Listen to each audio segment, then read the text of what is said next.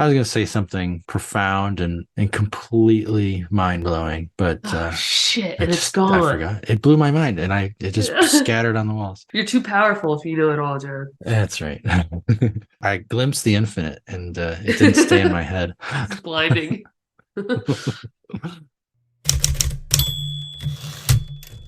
Welcome to Why Is This Good, a podcast by the Naples Writers Workshop. I'm Christine and I'm here with John. Hey, John. Hello. All right, it's your turn. Tell us about your story. I selected the story The Library of Babel by Jorge Luis Borges.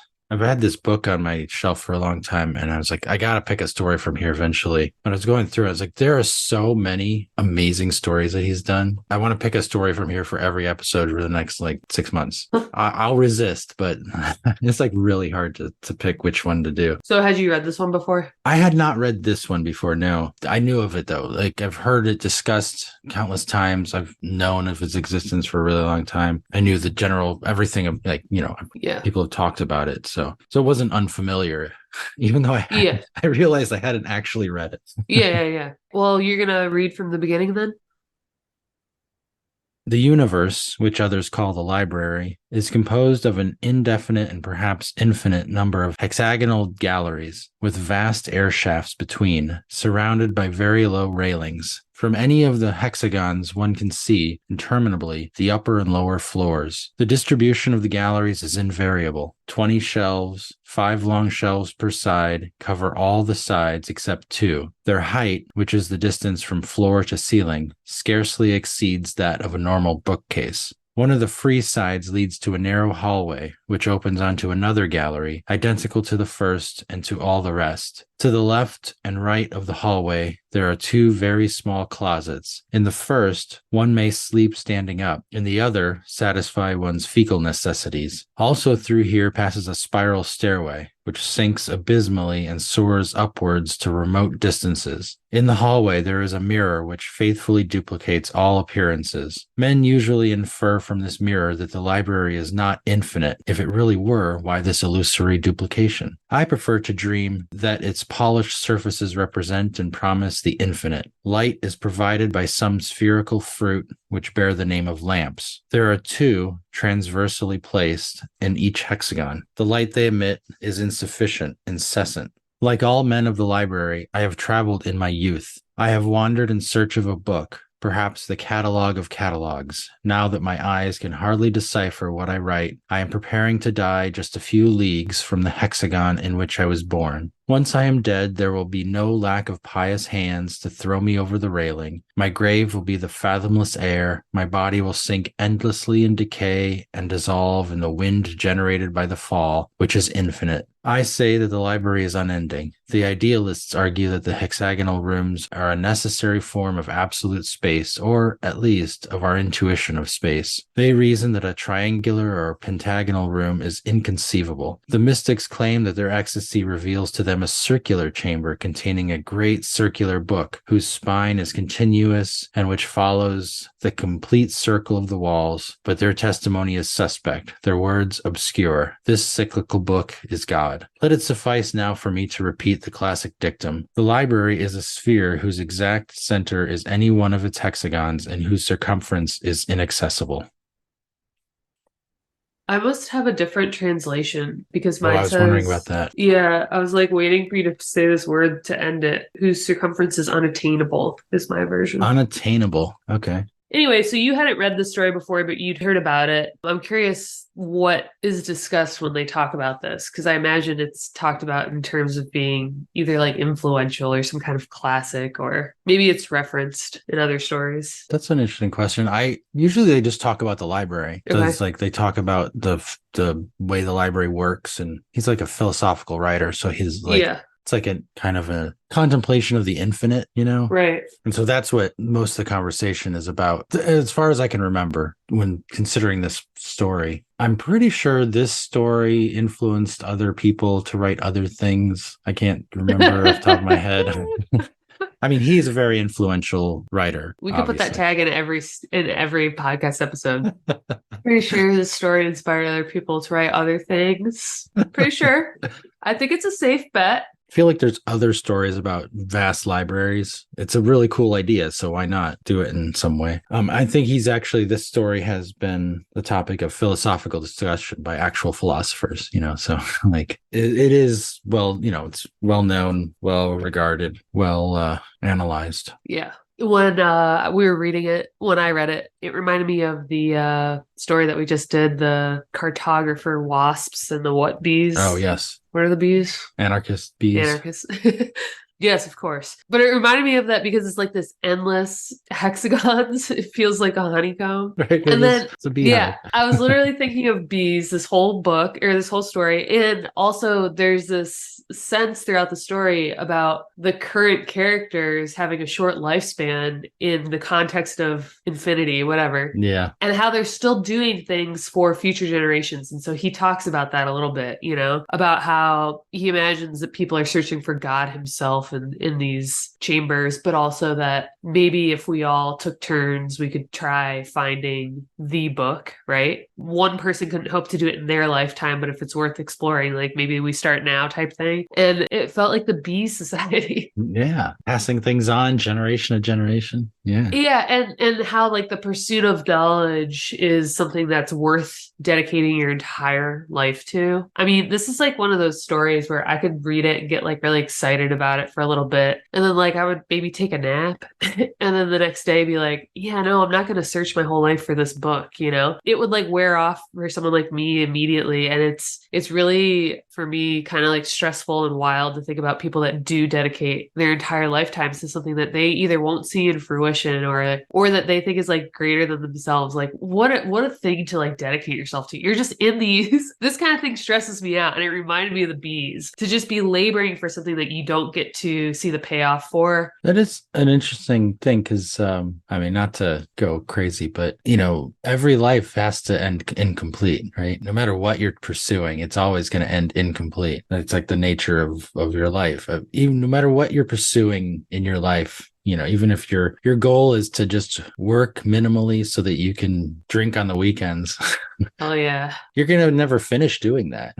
Right. Yeah. When do you get your fill? And this is one of those things that it seems like the main character, at least our narrator, is happy to be part of, even though, and I underlined this part because I reread it this morning. Let me see. He says, for while the library contains all verbal structures, all the variations allowed by the 25 orthographic symbols, it includes not a single absolute piece of nonsense. It would be pointless to observe that the finest volume of all the many hexagons that I myself administer is titled Combed Thunder, while another is titled The Plaster Cramp, and another some word I can't pronounce. So I'm reading this and he goes on to say, those phrases at first apparently incoherent are undoubtedly susceptible to cryptographic or allegorical reading. That justification of the word's order and existence is itself verbal and ex hypothesis already contained somewhere in the library. There is no combination of characters one can make that the divine library has not foreseen, and that in one or more of its secret tongues does not hide a terrible significance. So he's like kind of implying that like all this like stuff that you would pick off a shelf and you're like, this is garbage. This book title makes no sense. I'm reading it and it also makes no sense. It seems like only someone who has dedicated their entire existence to figuring out this library could convince themselves that everything is worth something, that everything it has meaning, and that they aren't like having some joke played on them or something. I don't want to like spin this into like a story about like faith or religion necessarily, but they have a lot of faith in there being meaning in all of this. Yeah, that's an interesting feature of this as well. You cannot live in this library and read all these books forever and feel like you're searching for something unless you truly believe in its importance, its power, its like divine design. And someone like me, like I said, after my little nap, would like look at these books and be like, this is garbage. I can't get behind it. He contrasted that belief with, was it his father or somebody had found a book, was just like, was it MCV repeated over and over again? Yes. And he's like, there's no way that has any meaning in any language anywhere. But he, beyond the contemplation of the infiniteness of the library and whether it's actually constrained by mathematical, like the very large number is what these books can express, or it could be infinite. Like they're trying to figure this out. He kind of makes a comparison with languages. Like this happens especially in America. We don't have dialects the way they do in other places, but like in German, there's if you go just a few miles down the road, there's slightly different dialect. Then a few more miles, slightly different dialect. A few more miles, slightly different dialect. So you go from the north to the south, and by the time you get to the south, it's still German, but the idea is you go far enough, it's a totally different language. And so he's saying, like, he says specifically a few stories up or a few floors up from here, they're speaking a different dialect, but 100, I don't remember what number he gave, but a long way away, they're speaking a totally incomprehensible language. And so the idea is if it is infinite, you keep going, they're going to speak things that are what look like gibberish in these books, but are actually represented by that, which is not necessarily true, but that's like the contemplation, right? Yeah. Printing letters in a book, you're not constrained by anything, but speech sounds are constrained by the vocal tract and the way the mouth can, you can't put certain combinations of letters don't work next to each other because your tongue can't move that fast to articulate both of them. This story, you compared it with the Cartographer Wasps, Anarchist Bees story. I was thinking of even the Kurt Vonnegut story we did recently, or the Sturgeon story. All these like science fiction stories, even fantasy stories, are like, we call them speculative stories because they speculate about circumstances. And then science fiction is defined by it's a science or technology speculation. Fantasy is defined by it's a speculation about magical things or other worlds and stuff that are kind of like magical. And this feels more like a speculation in the terms of philosophy. So it's like philosophical fiction. So it's still speculative, but it's like, let me concretize some philosophical inquiry, like contemplating the infinite. What does that look like? And then you turn that into fiction, and that's your speculation. It still requires you to introduce a character who has to wrestle with the implications of this speculated situation, but it's at heart, that's where it's coming from. The idea is, let me think about the infinite and how can I express that in this concrete way? And then they throw a character in there, and what does he do with that? And then that's what creates the fiction. I'd be curious to like put together a volume of quote unquote philosophical fiction. I think that one story we did, Ursula Le Guin, The Ones Who Walk Away from Omelas, could be in that same vein, because it was like that story creates like a moral quandary that philosophers can debate, right? So that's philosophical fiction in a certain way too. I'm sure there's dozens. Oh, yeah. there's probably a couple here and there. I imagine something has been written about this. There's something inspired by this. You mentioned something about having like a quandary or whatever. I forget how you phrased it, but then like inserting a character into it and seeing how, and then that character's being inserted into this possibility or whatever is what creates the fiction. So it is interesting to think of a story like the one that we just read, because you always kind of wonder, how did we come up with this? Like, what was first, the chicken or the egg type thing? And it is helpful to kind of know, if you do know what came first, what you as the reader should maybe like really be focusing on, right? Because I'm usually one of those readers that, like I said, I come at this and I'm reading it and I'm like, man, it takes a certain kind of character, a certain kind of person to want to read all these books. And that's almost missing the point, right? Because the point is, oh my God, like think about, like you said, what is infinity? What does that look like? Can we decide if it exists? And it's kind of missed on a reader like me that cares more about the stories of humans in these kind of situations. But it is always like a back door for readers like me into these philosophical questions. Yeah. So I read from the beginning, I read 2 paragraphs. And the first paragraph was like, this is the nature of the library. And the second paragraph was, and this is me.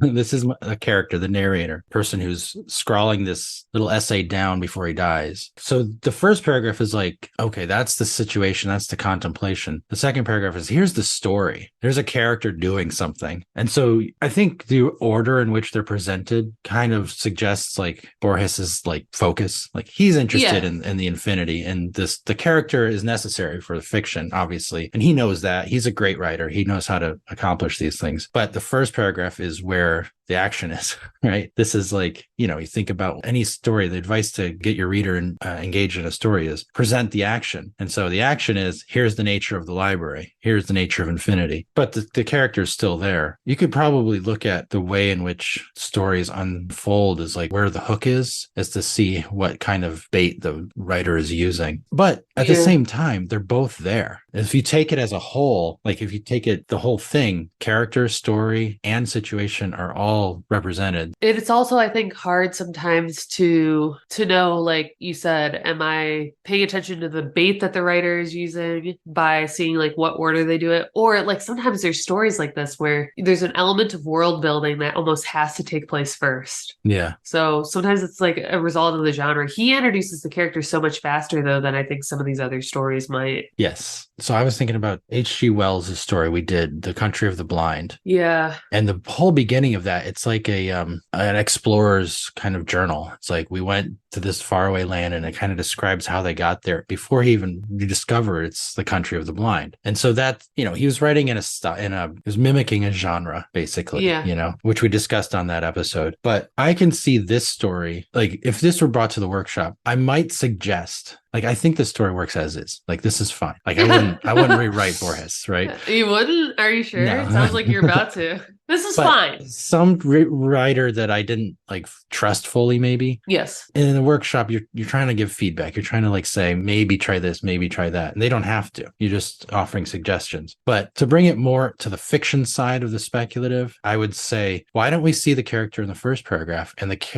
see the layout of the library through the actions the character is taking? Like, well, let's watch him walk through it. Let's watch him like do something during his day. That would be kind of standard advice you would give for introducing a world in a story or a novel or something, is watching a character in action so that you can understand that character within the world that is being depicted and get the reader involved in it that way. Because that is the most powerful thing about fiction. Right. It works this way. And I think it's done this way because that's what this story is about. But there's like a spectrum between fully immersive, like show, if you will, like that dramatize the action so that we can infer what you're trying to explain to me, or just summarize the explanation. And neither is correct. Like the show tell thing, neither is correct, but it's what you're trying to impart on the reader, what you're focusing on. Yeah. You could almost make the argument that like you can tell what this author wants you to focus on given the length of the story too, because we don't see the character complete anything. He's just kind of like, it's like a rumination of sorts. It's not even like an essay. He's just like kind of telling you. I would suggest that not completing something, it's kind of the point, like when you're confronted with the infinite, you can't complete things. So sure, you could also be doing the thing that all the literary critics do though, like, oh no, this is actually a commentary. But like that's an argument, right? Yes. when I look at a piece like this and I know how short it is, I can also kind of focus on the fact that like I'm not going to watch this main character get to the end because, like you said, that that's impossible in this thing. It's meta in that way to comment that way. But so I know then that this is not about his personal journey so much as the concept of, can this be done, almost? Yeah. The concept is more important than the character in the way this is put together. And like, as this is like humming along, I hate to like talk about like length, but like I pay attention to that. Like I look at how long a story is about to be so that as I'm reading it, I know like maybe what's a red herring, maybe what's a subplot, and maybe what is like really the crux of the story. And in a story like this, I'm reading along and I'm realizing how much time we're spending first at the beginning, kind of world building, how much then we're revisiting the concept of like explaining in theory these big chunks of what they know about these libraries. He's not talking about himself. He's just telling us in first person what he has been told about people before him that have all encountered the same thing. He's not really telling us what it's like for him throughout. He's like a narrator in the sense that he's telling us a story, but he's not as much a character in the sense that he has this huge arc. But like you said, this is an author that knows how to do fiction and how, if he wants to explore something like this, he has to make it kind of human and tangible. And so there is something at the end here where that last sentence, I don't know, it might be different in your translation, but in mine it says, my solitude is cheered by that elegant hope. And he's kind of talking about, they could be wrong, but he's really hoping that all of this is for this purpose. And that's how he justifies kind of toiling along here, not really knowing. So there is an arc in that sense. He's kind of saying like, this is how infinite it is. This is how little and how much we know. And yet this is my conclusion, you know? So it's not a traditional story in that sense, but like, you know, like we're talking about, we could tell this is philosophical because it is contained that way. And the philosophical part of it might not just be for us to wonder aloud, but for us to maybe reach the same conclusion that the character did, which is that even if it is infinite, and you could argue knowledge in the world is currently, and we don't live in a hexagonal library catacomb, right? That it's Yeah. still worth looking shit up on Wikipedia, you know? Yeah, it is interesting because, I don't know if he deliberately did this, but I looked it up. I originally thought, because he said there's 22 letters in the alphabet that's being used Yeah, in these I think it books. was like 23. Was It it was 22? it's 22 plus the period, comma, and space. It makes 25 letters. Ancient Greek had 24 Oh, yeah. letters. And so my first thought was, what is this alphabet? Is it Greek or something? So I looked, I was, oh, no, that's 24 letters. And then Phoenician, which was the original alphabet. All alphabetic writing systems derive from Phoenician, like Cyrillic, Roman, Greek, even like Comic Hebrew writing Sans. system. But all these alphabets derive from the original Phoenician alphabet. They add, like English, the Roman alphabet adds a couple letters. Even we've added letters since the Romans, right? Other writing systems are like that are not related to that are syllabic writing systems. So like cuneiform is syllabic, and the point is that all these books are written with those 22 letters plus comma, period, space. And so that comprises 25 characters that can be used. But if you think like even the English alphabet adds a couple letters, you add a few letters, you think about the real world and how is information encoded. Are you adding more to that? It just extends the infinite, right? Extends Right. that very large number. Right. I guess you don't extend the infinite, although I don't want to get into it. There are ways to extend the infinite. There's like orders of infinity, which is insane. There was actually a mathematician in the 19th century who started doing work on infinity, and he figured all this stuff out, and then he went to a madhouse. Oh, yeah, that sounds about Yeah. right. I too would explore these concepts if not for my love of my Fear of sanity. being driven Yeah. insane. Yeah, it's not that I don't want to think about it, John, or I'm incapable. It's just that I know better. Yeah. So it's exploring the real world is also endless. Like Yes. ostensibly we'll never complete our understanding of everything in the world because it's, if not infinite, functionally infinite for our capacities, our very limited lifespans and capacities for understanding. I wish someone would have told this character that there's such thing as functionally infinite because that you know what I mean? Yes. They're so caught up in is it infinite or isn't it? It's like it doesn't matter because you personally will never know. And also like your whole humankind species may never know because he's trying to trace back all the people before him that have tried parts of this. It's like But that's where the arc you were talking about comes in. He ends on yeah. hope, right? Yes. He doesn't use the word functionally infinite, but he says it's a very large number. It might as well Yeah. be infinite, Yeah. But he understands like it's just too big for me. It's too big for Yes. anybody. But Yes. we're doing something. Like, and that's what gives him hope, right? That's like that's also a cult mentality, I think, right? Well, yeah. Like it's not about me, it's about the leaders, and I'm happy to dedicate my life to the greater good. Cult mentality comes out of human mentality, right? Yeah. It's just an application of something. Yeah, we can't blame these cult leaders. Well, we can't. There's Oh. moral implications in that, right? They're just humans like us trying to make a buck. Yeah, I don't know. This is one of those stories where I'm glad I had to read it a second time because I knew that there's probably so much that I wasn't totally grasping as I tried to read it for maybe a character arc at first, you know? Oh yeah, there's a good question about like what comprises a story. Yeah, I think there is one, but there that's a is, yeah, but it's different. And so I always just kind of hope for or expect like a very straightforward story. And pretty quickly for this one, I was like, okay, it's not one of those. And so everything I've read, I need to read much more closely because you can kind of like hum along in certain stories and like not read closely and still kind of get it. You know what I mean? And this is one where it's like, no, every single word is building a reality that I'm not fully in tune with. So I really have to appreciate each little detail to understand this conclusion at the end. But anyway, like when I reread it, it was like it came into like a much sharper sharper focus in terms of what it wanted me to know. You know what I mean? I kind of read it the first time for myself and the second time for what the writer was trying to convey. Oh, that's interesting because you're right. There are two different ways of reading it in those modes. And, every time you pick up a story, if you don't know anything about it, like I said, I'd heard about this story many, many, many times. I basically knew the whole outline of it, but I hadn't read it. So I knew it. Yeah. So I was on board. I knew what to expect. But if you just come at this and you think, oh, it's like, it could be anything from, just a little fairy tale to some like dense, like Joycean Finnegan's Wake or something. Yes. You'd have no idea. Then you kind of like your expectations are, give me a story, give me a character trying to do something. Yeah. We kind of touched on this earlier, but maybe that's as close as I'm going to get to a takeaway for a story like this, which is you don't have to write about like a generational ship, and like create this like long plot, right, for chapters and chapters to explore at least like a philosophical concept like you've described it in this episode, or a sci-fi premise, whatever. You can just have an idea and then insert a character who reflects on it and lands on one or the other side of that argument, maybe. Or you can do the thing where you blow it out and you make it plot-based and try to give the reader something that they're kind of expecting. Like I said, I usually am expecting when I pick something up, something with dialogue, something with multiple characters, something that covers a certain period of time, right? This is like an essay or a reflection almost.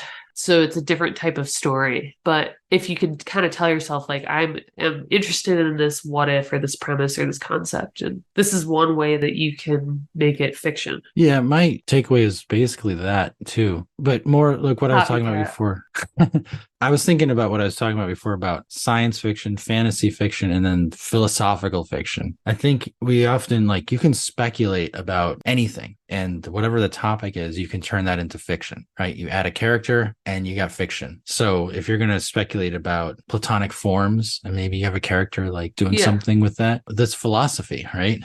Or it doesn't even have to be, it can be non-fantasy and non-science fiction, and non-philosophy be something else. But whatever you're interested in, you can turn that into fiction. Yes. And I talked before about that spectrum between like the most dramatized, like in the immediate moment, kind of like action to action to action character moving through a world versus kind of a summarizing description. Like you can find where your idea, what you want to speculate about and how you get the character into it, or falls on that spectrum to like present the story and like really wrestle with what aspect of that you're most interested in. I would argue what we just read is harder to write than a story.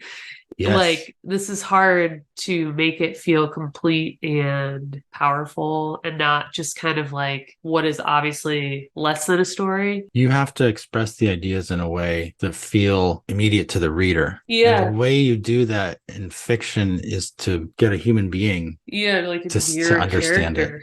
Yeah. Thanks, guys. You could use that one. Give me 3 more readings. If you enjoyed this episode, consider joining our Patreon. Your support helps us keep the show running. Find out more at patreon.com/whyisthisgoodpodcast.